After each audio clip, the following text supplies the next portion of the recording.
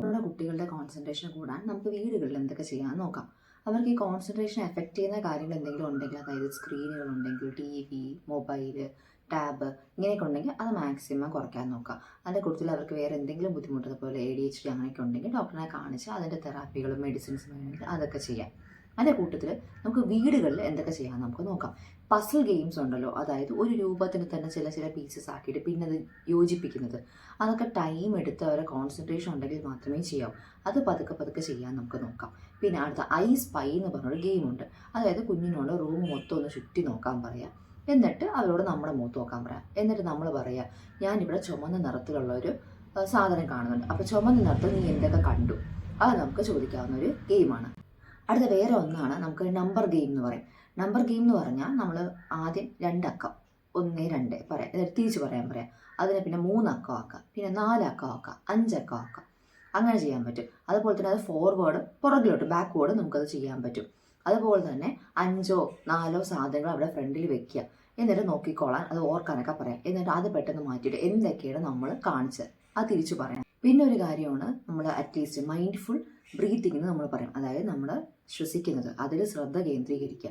അപ്പോൾ കുഞ്ഞിനോട് ഒരിടത്ത് അടങ്ങിയിരിക്കാൻ പറയുക. അപ്പോൾ അതൊക്കെ കാലൊക്കെ ഒന്ന് മടക്കി വെച്ചിട്ട് നടുവൊക്കെ നിവർത്തി വെച്ചിട്ടിരിക്കാൻ പറയുക. കണ്ണൊക്കെ അടച്ച് വയറ്റിലൊരു ബലൂൺ ഇരിക്കുന്നതായിട്ട് സങ്കല്പിക്കാൻ പറയാം.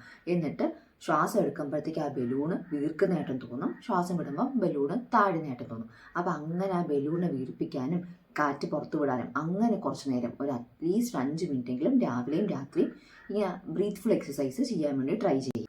ഇനി കുട്ടി പഠിക്കാൻ ഇരിക്കുന്ന മുറിയിൽ മാക്സിമം അവരുടെ ശ്രദ്ധ കളയുന്ന രീതിക്കുള്ള കളിപ്പാട്ടങ്ങളോ അല്ലെങ്കിൽ ക്രയോൺസോ കളർ ബുക്കുകളോ അങ്ങനത്തെ ഒന്നും, അല്ലെങ്കിൽ കളിക്കുടുക്ക അങ്ങനത്തെ ബുക്കൊന്നും മാക്സിമം വെക്കാതിരിക്കാൻ നോക്കാം. അവരുടെ സ്റ്റഡി ടേബിളും സ്റ്റഡി പ്ലേസും മാക്സിമം ഈ സെൻസറി സ്റ്റിമുലേഷൻ, അതായത് നമുക്ക് വേണ്ടാത്ത രീതിക്ക് അവർ സ്റ്റിമുലേറ്റ് ചെയ്ത് പഠിത്തത്തിൽ ശ്രദ്ധ മാറ്റുന്ന അങ്ങനത്തെ കാര്യങ്ങൾ മാക്സിമം ഒഴിവാക്കാൻ തന്നെ നമ്മൾ നോക്കാം. നെക്സ്റ്റ് അടുത്തൊരു കാര്യം, കുട്ടികൾ പഠിക്കാനിരിക്കുന്ന സമയത്ത് മുതിർന്നവരെന്തെയും ടി വി കാണുകയോ ന്യൂസ് കേൾക്കുകയോ അല്ലെങ്കിൽ റീൽസ് കാണുകയോ അങ്ങനെയൊക്കെ ചെയ്യും.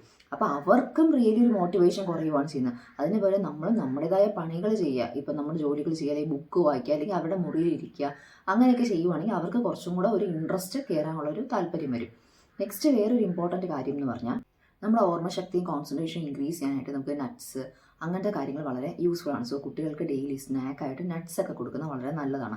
അതുപോലെ തന്നെ ഹെൽത്തി ഡയറ്റ്, പ്രോട്ടീനും ആവശ്യത്തിന് കാർബോഹൈഡ്രേറ്റ് ഫാറ്റും ഉള്ള ഫുഡുകൾ നന്നായിട്ട് കൊടുക്കുക. മീൻ, ഇറച്ചി, മുട്ട ഇതൊക്കെ അവരുടെ ഡയറ്റിൽ ഇമ്പ്രൂവ് ചെയ്യുക. അതുപോലെ ഉറക്കത്തിന് കൃത്യമായിട്ടൊരു ടൈമിംഗ് വെക്കുക. ഇപ്പോൾ രാത്രി 8 മണിക്കൂറാണെങ്കിൽ 8 മണിക്കൂർ കൃത്യമായിട്ട് ഉറക്കം കിട്ടണം. അതും അവിടെ ശ്രദ്ധ പോവാത്ത രീതിക്ക് കറക്റ്റായിട്ട് ഡ്യൂറേഷനിൽ ഒരു ബ്രേക്കും വരാത്ത രീതിക്ക് ഉറക്കം കിട്ടാൻ വേണ്ടി നമ്മൾ നോക്കുക. പിന്നെ നമ്മൾ വേറൊരു ഇമ്പോർട്ടൻറ്റ് കാര്യമാണ്, കുട്ടികൾ എപ്പോഴും ഫിസിക്കലി ആക്റ്റീവായിട്ട് ഇരിക്കണം. അതും അവരുടെ എനർജി റെഗുലേറ്റ് ചെയ്യാനും അവരുടെ ഇമോഷൻസിനെ കൺട്രോൾ ചെയ്യാനും അമിതമായി വിരളിയൊക്കെ ഒന്ന് കുറേ ഹെൽപ്പ് ചെയ്യും. അറ്റ്ലീസ്റ്റ് 1/2 മണിക്കൂർ മുതൽ 3/4 മണിക്കൂറെങ്കിലും പുറത്ത് മുറ്റത്ത് അവർ നന്നായിട്ടൊന്ന് കളിച്ചോട്ടെ.